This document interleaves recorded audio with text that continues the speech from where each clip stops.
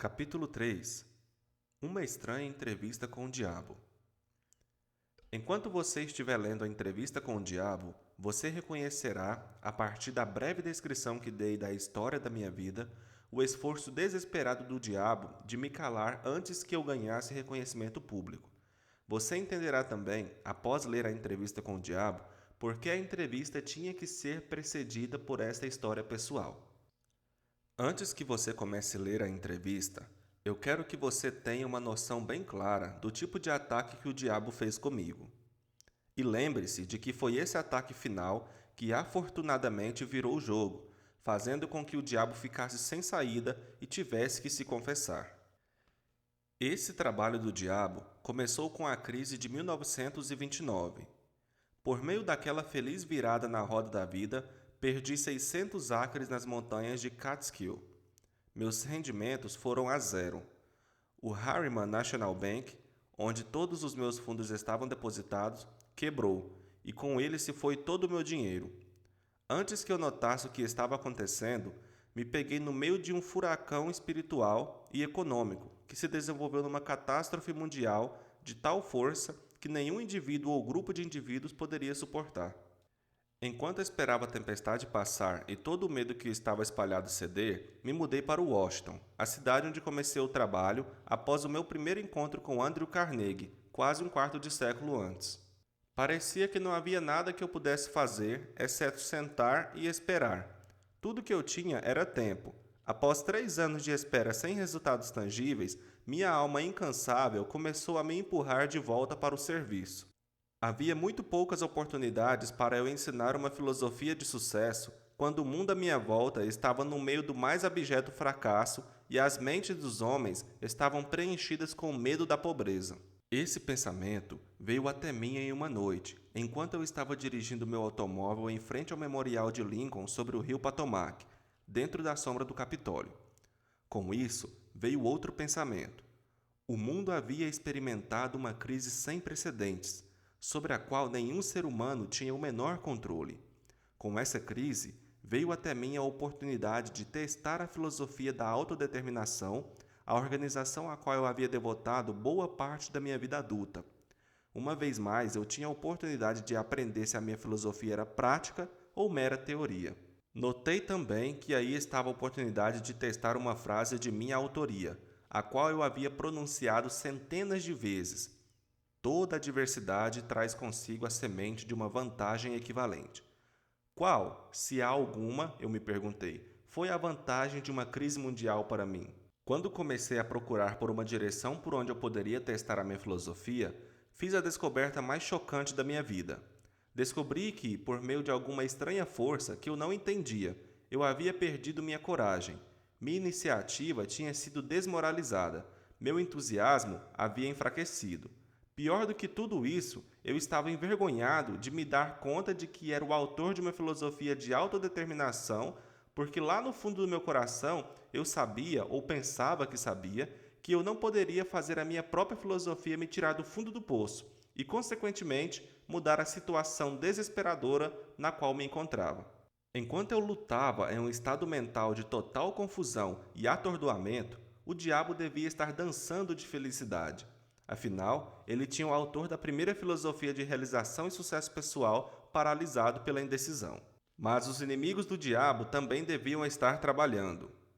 Enquanto eu estava sentado em frente ao Memorial Lincoln, revisando em retrospecto as circunstâncias que, por muitas vezes, elevaram-me a grandes realizações, somente para logo depois me deixarem cair de alturas equivalentes, um pensamento feliz chegou até mim, na forma de um plano de ação definido, o qual eu acreditava que poderia me desfazer de uma vez por todas desse sentimento hipnótico de diferença ao qual eu estava preso.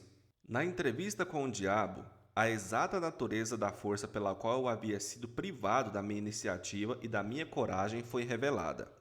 É exatamente a mesma força a que milhões de outros foram sujeitos durante a grande crise. É a arma principal que o diabo utiliza para enredar e controlar os seres humanos. A essência desse novo pensamento que veio para mim era esta.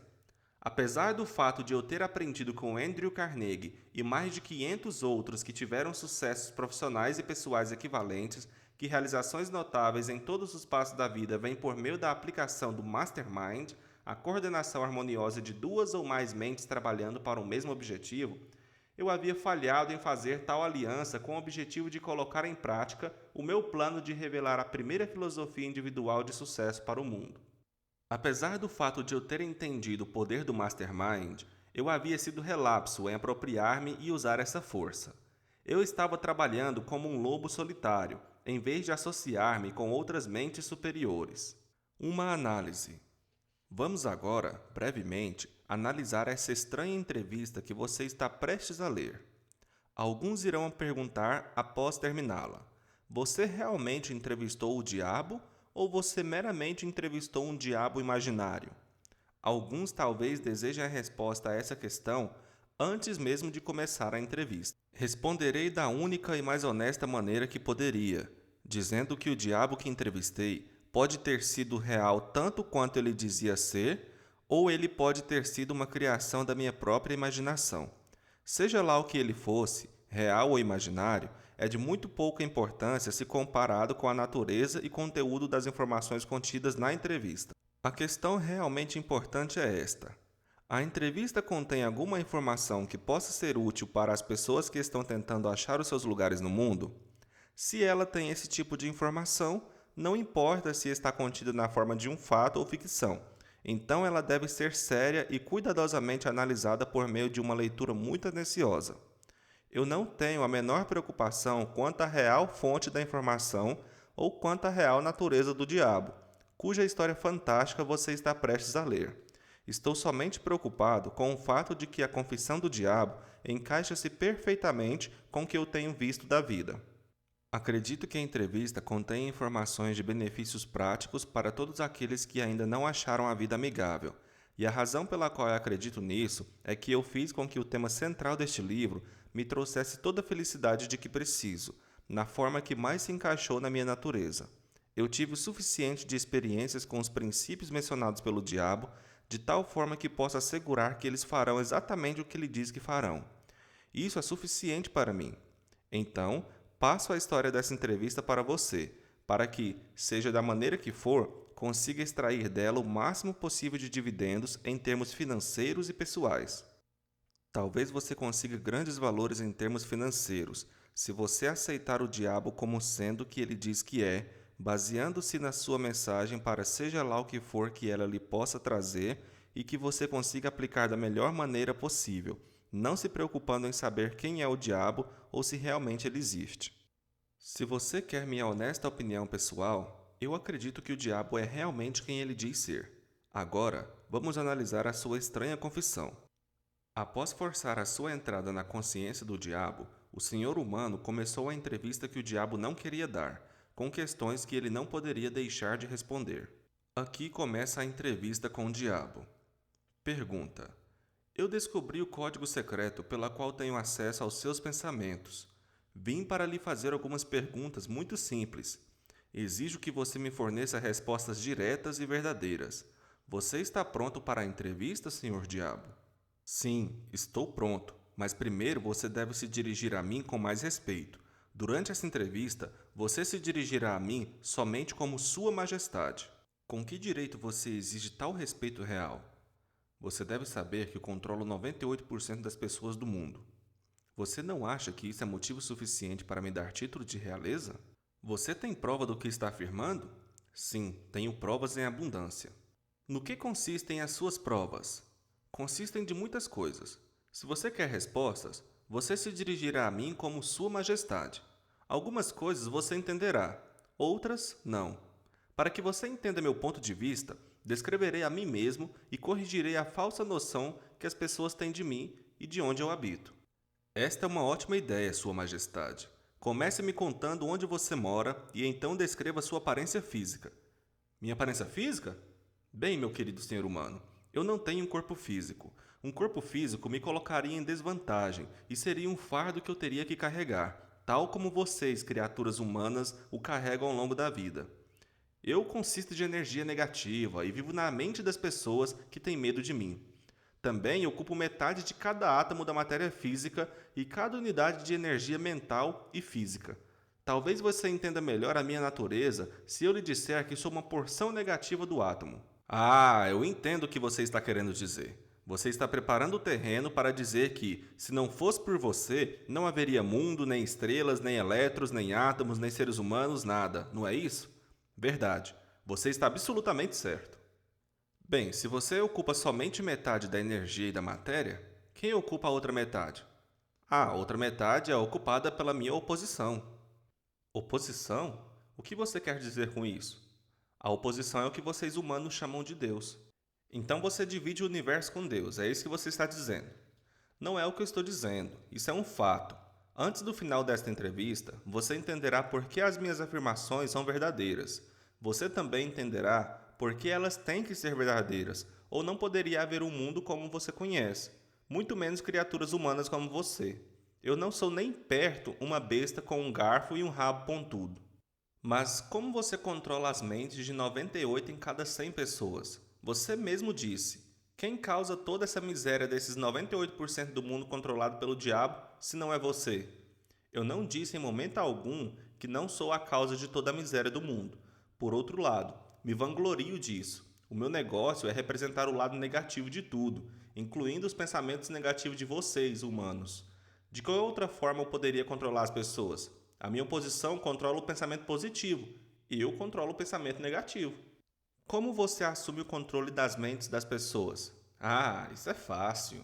Eu simplesmente entro em suas mentes e ocupo o espaço que não é usado do cérebro humano.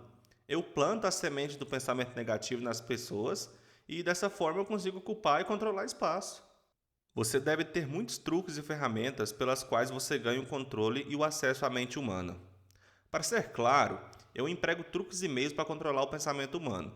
Os instrumentos que uso também são inteligentes. Vá em frente e me descreva seus truques inteligentes, Sua Majestade. Um dos mais astutos instrumentos que uso para o controle da mente humana é o medo. Planto a semente do medo nas mentes das pessoas e, conforme essas sementes germinam e crescem, pelo uso contínuo dos pensamentos negativos, controlo o espaço que elas ocupam.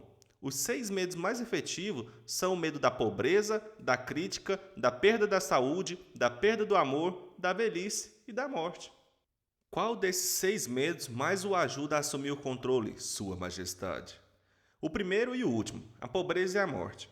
Em um momento ou outro durante a vida, amarro as pessoas com um deles ou até ambos. Planto esses medos nas mentes das pessoas de forma tão inexorável que elas acreditam que esses medos são sua própria criação. Realizo essa tarefa fazendo com que pessoas acreditem que eu estou lá, esperando-as no portão da entrada da próxima vida, esperando para julgá-las e puni-las por toda a eternidade. É claro que não posso punir ninguém, exceto pela própria mente dessa pessoa, por meio de alguma forma de medo. Mas medo daquilo que não existe é tão útil para mim quanto o medo daquilo que existe. Todas as formas de medo ampliam o espaço que eu ocupo na mente humana. Sua Majestade, você explicará como ganhou esse controle sobre os seres humanos? A história é muito longa para ser contada em poucas palavras. Tudo começou há mais de 1 milhão de anos, quando o primeiro homem começou a pensar. Até aquele momento eu tinha um controle sobre todos os homens, mas inimigos meus descobriram o poder do pensamento positivo e os colocaram na mente dos homens. Aí começou uma batalha da minha parte para permanecer no controle. Até esse momento eu tenho me saído muito bem, tendo perdido somente 2% das pessoas para a oposição. O que eu posso extrair da sua resposta é que os homens que pensam são seus inimigos? Isso está correto? Isso não está certo, mas está correto. Me conte mais sobre o mundo em que você vive. Vivo onde quer que eu escolha. O tempo e espaço não existem para mim. Sou uma força que, para descrever melhor para você, deve ser considerada como energia. Meu lugar físico favorito, conforme lhe falei, são as mentes das pessoas. Controlo uma parte do espaço do cérebro de cada ser humano. A quantidade de espaço que eu ocupo na mente de cada indivíduo depende do quanto e de que tipo de pensamento essa pessoa mantém em sua mente. Conforme já lhe falei, não posso, sob nenhuma hipótese, controlar uma pessoa que pense. Você fala da sua oposição. O que você quer dizer com isso? O meu oponente controla todas as forças positivas do mundo, tal como o amor, a fé, a esperança e o otimismo. O meu oponente também controla os fatores positivos de todas as leis naturais do universo. as forças que mantêm a Terra e os planetas e todas as estrelas de forma harmônica nos seus devidos cursos. Mas essas forças são ínfimas em comparação com aquelas que operam na mente humana, que está sob o meu controle. Como você pode ver, não tenho nenhuma intenção de controlar estrelas e planetas. Prefiro controlar as mentes humanas. Onde você adquiriu a sua força e de que maneira você a mantém? Adquiro a minha força me apropriando do poder da mente dos humanos, conforme eles passam pelo portal do momento de suas mortes. 98 de cada 100 que voltam para o meu plano, vindo do plano da Terra, são assumidos por mim, e o poder de sua mente é acrescido ao meu ser. Pego todos aqueles que vêm com qualquer forma de medo. Estou constantemente trabalhando, preparando as mentes das pessoas antes da morte, de tal forma que eu possa me apropriar delas quando voltarem para o meu plano. Você me dirá como realiza efetivamente esse trabalho de preparar as mentes humanas, de tal forma que você possa ganhar o controle sobre elas? Tenho inúmeras maneiras de ganhar o controle das mentes humanas, enquanto elas ainda estão no plano da Terra. A minha maior arma é a pobreza. Eu deliberadamente desencorajo as pessoas a acumular riqueza material porque a pobreza em si mesma tira a habilidade dos homens de pensar e os faz uma presa fácil para mim. Outro grande aliado meu é a doença. Um corpo doente desencoraja o pensamento. Aí então, tenho milhares de trabalhadores na Terra que me ajudam a ganhar o controle das mentes humanas. Tenho esses agentes estrategicamente colocados em todos os lugares, independentemente da raça, credo ou religião. Quais são seus maiores inimigos na Terra, Sua Majestade? Todos aqueles que inspiram as pessoas a pensar e agir de acordo com suas próprias iniciativas são meus inimigos.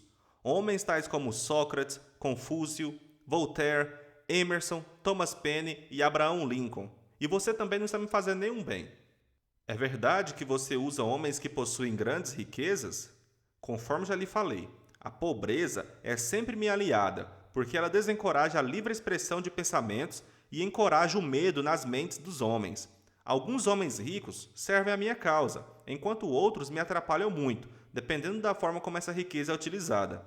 A fortuna do grande Rockefeller, por exemplo, é uma das minhas piores inimigas. Isso é interessante, Sua Majestade. Você pode me contar por que você teme a fortuna dos Rockefeller mais do que as outras? O dinheiro de Rockefeller está sendo usado para isolar e conquistar a cura de doenças do corpo físico em várias partes do mundo. A doença sempre foi uma das minhas armas mais eficazes.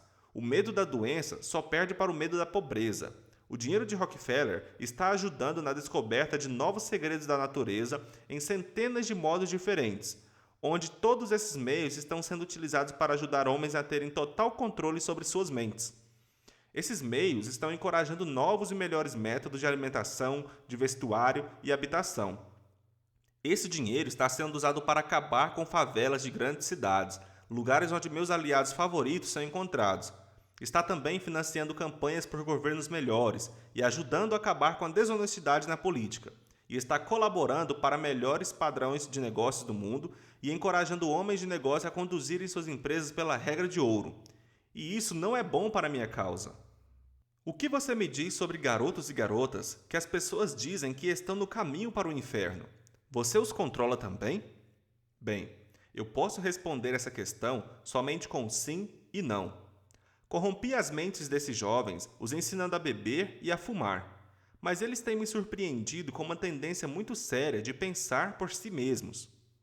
Você diz que corrompeu as mentes dos jovens com álcool e cigarros.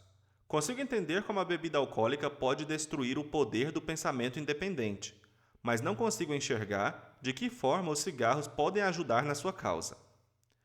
Você pode não saber, mas os cigarros quebram o poder da persistência. Eles destroem o poder da resistência, acabam com a habilidade de concentração. Eles matam e diminuem a imaginação e ajudam em muitos outros meios para que as pessoas não usem as suas mentes de forma mais efetiva. Você sabia que tem milhões de pessoas, jovens e velhas de ambos os sexos, que fumam 2 maços de cigarro por dia? Isso significa que eu tenho milhões de pessoas que estão gradualmente destruindo seu poder de resistência. Um dia adicionarei ao seu hábito de fumar cigarros outros hábitos destruidores de pensamento, até o momento exato de ganhar o controle de suas mentes. Hábitos vêm em pares, em trios e em quartetos. Qualquer hábito que enfraqueça a força de vontade de uma pessoa também abre porta para outros hábitos negativos dominarem a mente de uma pessoa. O hábito do cigarro não somente diminui o poder de resistência, como também desencoraja a persistência, além de enfraquecer outras relações humanas. Nunca imaginei que cigarros pudessem ser uma arma de destruição, Sua Majestade, mas a sua explicação me dá um novo enfoque no assunto. Quantos se entregam a esse hábito destrutivo que você tanto se gaba? Eu estou orgulhoso dos meus números. Milhões agora são vítimas e o número cresce dia a dia. Em breve, devo ter a maior parte do mundo entregue a esse hábito. Em milhares de famílias, tenho seguidores desse hábito, incluindo cada membro da família. Garotos e garotas muito jovens estão se entregando a ele, porque estão aprendendo como fumar apenas observando seus pais, irmãos mais velhos e irmãs. Quais dos dois você considera a maior arma para ganhar o controle das mentes humanas? O cigarro ou a bebida? Sem hesitar, eu diria o cigarro. Uma vez que eu consiga que um jovem se junte a um clube de 2 maços por dia, eu não tenho problema algum em induzir essa pessoa a começar a beber, a se esbaldar no sexo e todos os outros hábitos relacionados com a destruição do pensamento independente e da ação. Sua Majestade, quando comecei essa entrevista, eu tinha uma noção totalmente errada a seu respeito. Pensava que você era uma fraude e um tanto quanto irreal, mas agora vejo que você é real e realmente muito poderoso. A sua desculpa é aceita, mas você não precisa se preocupar. Milhões de pessoas já questionaram meu poder, e a maior parte delas eu peguei no meu portal, assim que elas fizeram a passagem. Não peço que ninguém acredite em mim, prefiro que as pessoas tenham medo de mim. Não sou um mendigo, consigo tudo o que quero pela inteligência e pela força. Mendigar para que as pessoas acreditem nos meus princípios não faz parte da minha natureza, e sim da minha oposição. Sua Majestade, por favor, me perdoe se eu estiver sendo rude, mas eu não seria capaz de me olhar no espelho novamente se não lhe dissesse, aqui e agora, que você realmente é uma desgraça, porque se aproveita de pessoas inocentes. Sempre tive o conceito errado a seu respeito. Eu pensava que você era gentil o suficiente para deixar as pessoas em paz enquanto elas estivessem vivendo, que você torturava suas almas somente após a sua morte.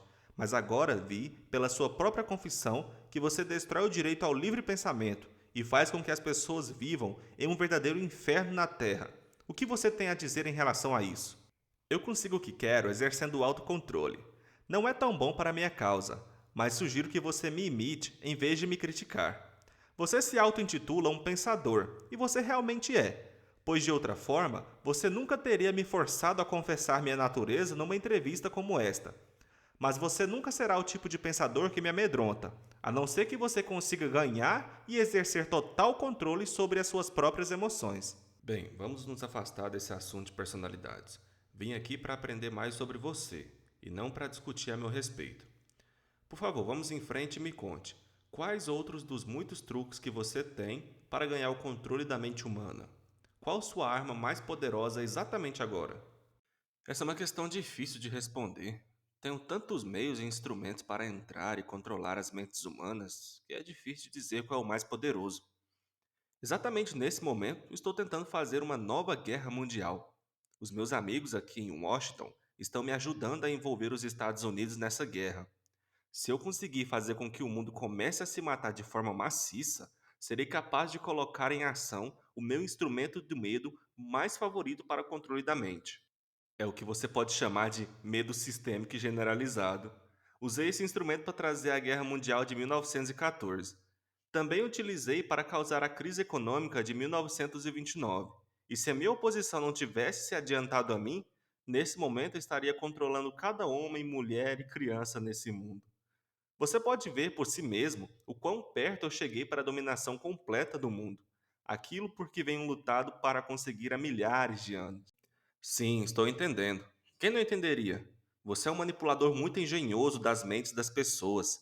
Você usa o seu poder diabólico somente em pessoas de posição privilegiada e de grande influência? Ah, não. Eu uso as mentes das pessoas de todas as classes. Na verdade, prefiro o tipo de pessoa que não pensa por si mesma. Consigo manipular esse tipo de pessoa sem nenhuma dificuldade.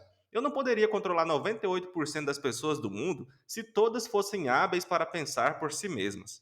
Estou bem interessado no bem-estar de todas aquelas pessoas que você diz controlar. Por isso, quero que você me conte todos os truques utilizados para entrar e controlar as mentes. Quero uma confissão completa. Portanto, comece com o seu truque mais ardiloso. Isso que você está me forçando a fazer chama-se suicídio, mas eu não tenho o que fazer. Acalme-se. Colocarei em suas mãos a arma pela qual milhões de co-irmãos seus poderão se defender de mim.